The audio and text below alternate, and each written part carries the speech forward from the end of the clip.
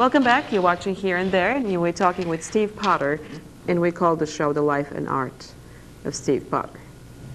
Is that too big of a title? Is it too heavy of a title? I wish I had hours to speak, but I'll try to make it the important parts, because, yeah. You live for art, and you live with art.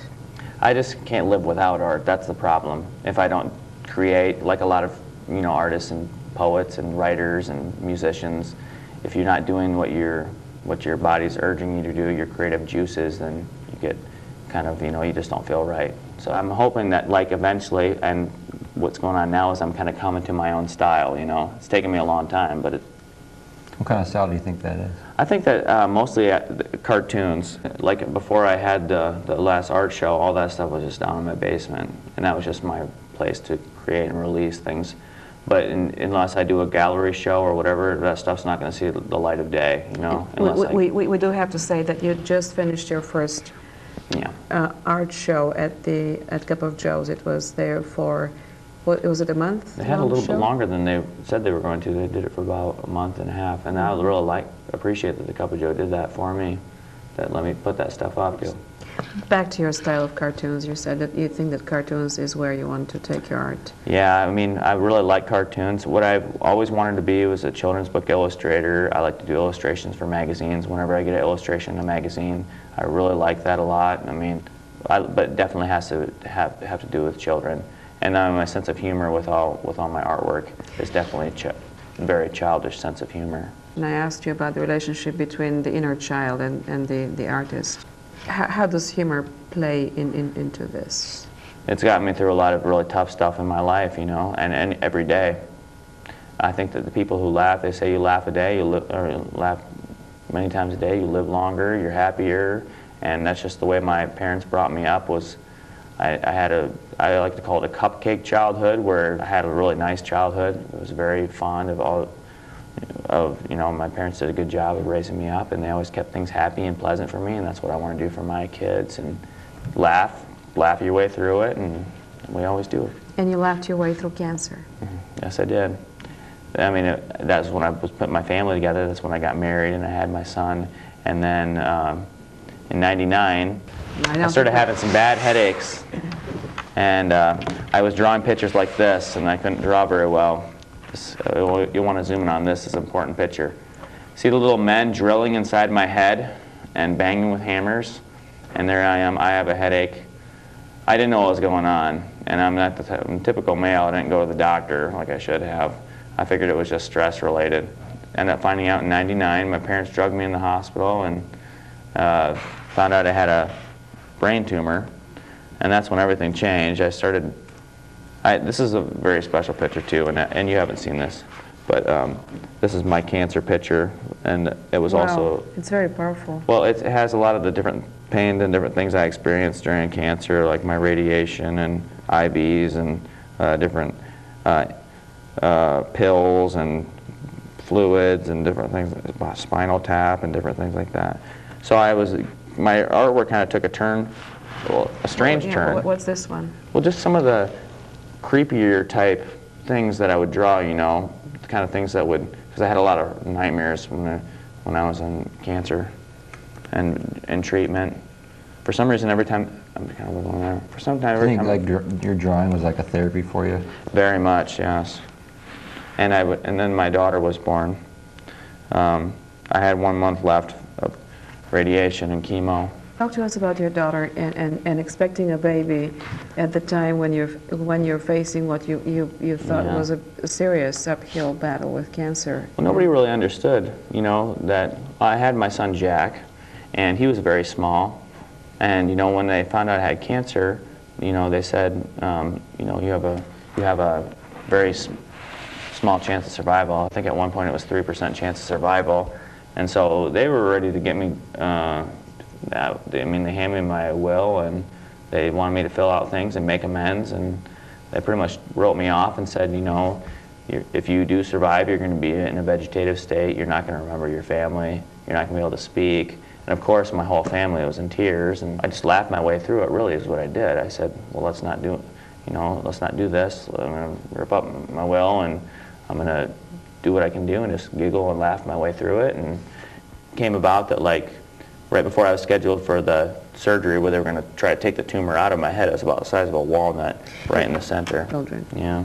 That was a very rare case of, I think, well, all the time I was in the hospital, I was being studied by all the students and everything who would just come in and, you know, this isn't normal, you know, like, he's not supposed to have this kind of cancer. It's only found in children under the age of 5. And as soon as I heard about that, and I knew why they were studying me and like paying special attention to me, I started to realize that I was taking it in place of a child, which is the way I looked at it all the way through my cancer. Because cancer is it's not a fun thing. It's horrible, and I'd go back and do it all over again. But like even simple things like getting, I mean, I can't stand to get a shot. I can't stand when the needle comes out. I freak. But you know, even things like that, or being put inside of an MRI tube where they wheel you in, and there's all these noises and things, can be just terrifying for a child, you know. So I feel that I took cancer in place of another child, and that's the way I looked at it, because, you know, I had this tumor. It's related to like a prostate cancer. It just is in the middle of your body. It's called a pineoembryonic tumor. So it's right in the center of your brain. There's nothing they can do. They can try and get at it, but your brain's like the consistency of Jell-O. I mean, they're going to tweak something. I mean, so that's the way I thought of it. And my surgery was canceled. I went straight into chemo. I went into radiation. But you were scheduled to go into surgery, and then something happened. A little girl needed the neurosurgeon, and they said, "Can we put you off for a day?" And I pretty much said, "Well, yeah, of course." Since she said I'm going to be dead, and you know I'm not going to make it through it anyway, I was like, "Go ahead and put it off." And during that day, it was just one day, they had pulled they had given me a spinal tap, and they had some fluid from my spine, and they tested it, and they found, well, this cancer is going to be susceptible to chemo and radiation. So let's scrap that. We're not going to open up in your head and try and dig the thing out. We'll put you in chemo and radiation. And of course, I went straight into it, and it was long, it was hard. So you didn't have to get surgery at all then? No, so it was canceled. I mean, I went from them handing me my will and having people all over praying for me to just my parents and my relatives took turns driving me back and forth to Iowa City so I didn't have to leave my family, my wife and my son, and every single day. So I said to my doctor, well, he had said to me, you might think about donating, you know, some of your semen so that you can have a child, you know, later on. And of course I was like, well, how long do I have till I'm sterile? And he said, well, you got a month. And he said, there's a very little chance that you and your wife could conceive another child before the month before your chemo kicks in. So I said, okay, well, we'll give it a shot, because I kind of had a feeling like a month or two earlier that there was something like a child almost like hovering around me, you know, and it's so weird for me to say it because I know it sounds cuckoo, but I had a feeling that there was another one that needed to be born, and I always wanted to have a son and a daughter, and I was looking at, you know, nothing. That, you know, and the first round of chemo, my wife called me up, and of course, all sick in bed and everything at the hospital, and she said, I'm pregnant, and, you know, I was just like, wow, you know, what a miracle. So it was a miracle. I mean, everyone else was scared to death. They were like, you're looking at not even being alive, and why would you want to leave another child behind? Why would you want to leave a wife and 2 children with no support? I mean, that's a very stupid thing for you to do. That's a stupid thing for you to do.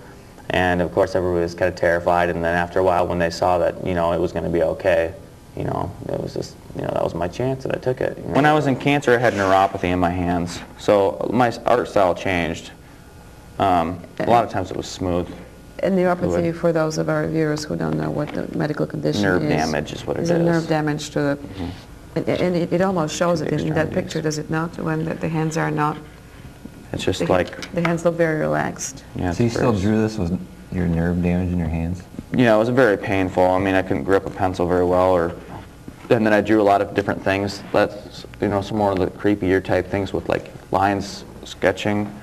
And I draw a lot of comics as my hands got better. See, here's the tumor. It's coming after me. It says, you may have thought that you destroying me would end your pain, and it just says, shut up, you sorry. See, there's me all sick, hunched over, which is what I looked like back then.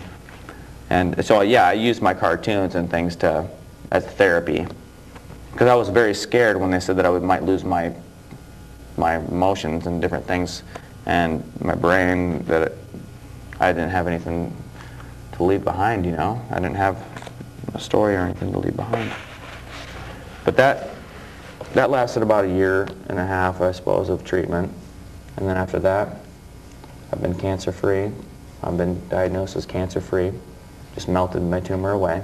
I want to take you back to that moment where you are still in remission, you're still struggling, trying to beat cancer, and you are going back to your art, and your hands are not exactly listening to you, but you are persevering, you're pushing. What was that like? It was very frustrating. My wife was so good to me. I mean, when I was in chemo, she let me sleep. She'd just shut the door quietly, turn out the lights, and I would take my medication or whatever I needed. Because when I came back from the hospital, I was a mess, you know, and she just kind of let me take care of myself. And a lot of times, you know, my family would help me by bringing me things like keep me occupied, some paper or something, so I could at least try and draw or try and do those things. And just slowly it came back.